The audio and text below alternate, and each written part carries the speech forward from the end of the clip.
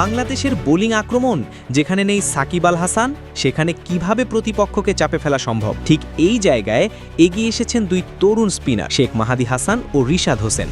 একজন পাওয়ার প্লেতে আগুন ঝরাচ্ছেন, অন্যজন মিডল ওভারে দিচ্ছেন ভয়ঙ্কর ব্রেক থ্রু। এশিয়া কাপে এই জুটি যদি নিজেদের সেরা দিতে পারে, তবে টাইগারদের বোলিং ডিপার্টমেন্ট হবে একেবারে অন্যরকম ভয়ঙ্কর। বাংলাদেশ ক্রিকেট বরাবরই বোলিং শক্তির উপর ভর করে ম্যাচ জেতার চেষ্টা করেছে, তবে সাকিব আল হাসানের মতো বিশ্বমানের অলরাউন্ডার দলে না থাকলে সেই শক্তি অনেকটাই কমে যায়। এবার সেই শূন্যস্থান পূরণ করতে সামনে এসেছেন দুই তরুণ স্পিনার শেখ মাহাদি হাসান এবং লেগ স্পিনার রিশাদ হোসেন। বাংলাদেশের সবচেয়ে বড় দুর্বলতা ছিল পাওয়ার প্লেতে। শুরুতেই রান আটকাতে কিংবা প্রতিপক্ষকে চেপে ধরতে কার্যকর কোনো সমাধান খুঁজে পাচ্ছিল না টাইগাররা, কিন্তু সময় বদলেছে।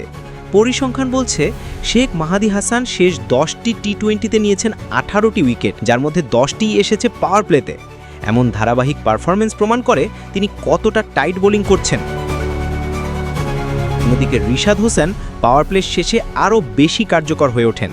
লাস্ট 10 ইনিংসে তিনি শিকার করেছেন 11টি উইকেট।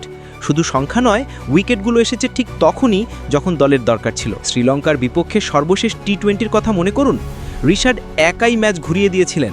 11তম ওভারে টানা 2 উইকেট আর 15তম ওভারে আরেকটি উইকেট নিয়ে লঙ্কানদের ব্যাটিং লাইন আপ ভেঙে দেন তিনি। সেই ম্যাচে তার স্পেলই বাংলাদেশকে এনে দেয় জয়।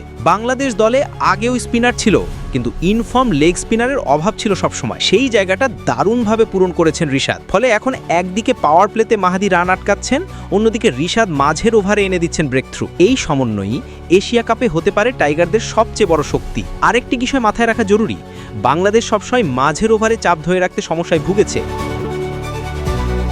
সাকিব একাই সেই কাজটা করতেন, কিন্তু এখন তার অনুপস্থিতিতে এই স্পিনার জুটি যদি ছন্দে থাকে, তাহলে প্রতিপক্ষ দলের জন্য ভয়ঙ্কর হয়ে উঠতে পারে। শুধু রান আটকানো নয়, উইকেট তুলে নেওয়ার ক্ষমতা তাদের আলাদা করে তুলছে। ফলে এখন বড় প্রশ্ন, এশিয়া কাপে বাংলাদেশ দল কি সঠিকভাবে এই স্পিন জুটিকে কাজে লাগাতে পারবে? কোচিং স্টাফ যদি তাদের উপর পূর্ণ আস্থা রাখে এবং পরিকল্পনা অনুযায়ী ব্যবহার করতে পারে, তাহলে টাইগারদের বোলিং ইউনিট নিয়ে আর তেমন চিন্তা করতে হবে না। বরং বলা যায় এশিয়া কাপে প্রতিপক্ষদের জন্য সবচেয়ে বড় হুমকি হয়ে উঠতে পারেন এই দুই স্পিনার। শেষ কথা হলো, একটা সময় যেখানে সাকিব ছাড়া বাংলাদেশের স্পিন আক্রমণ কল্পনাই করা যেত না, এখন সেই ছবিটা বদলে গেছে। একদিকে শেখ মাহাদি, অন্যদিকে রিশাদ, এই দুই তরুণী হয়তো লিখতে যাচ্ছেন টাইগারদের স্পিন বোলিংয়ের নতুন গল্প।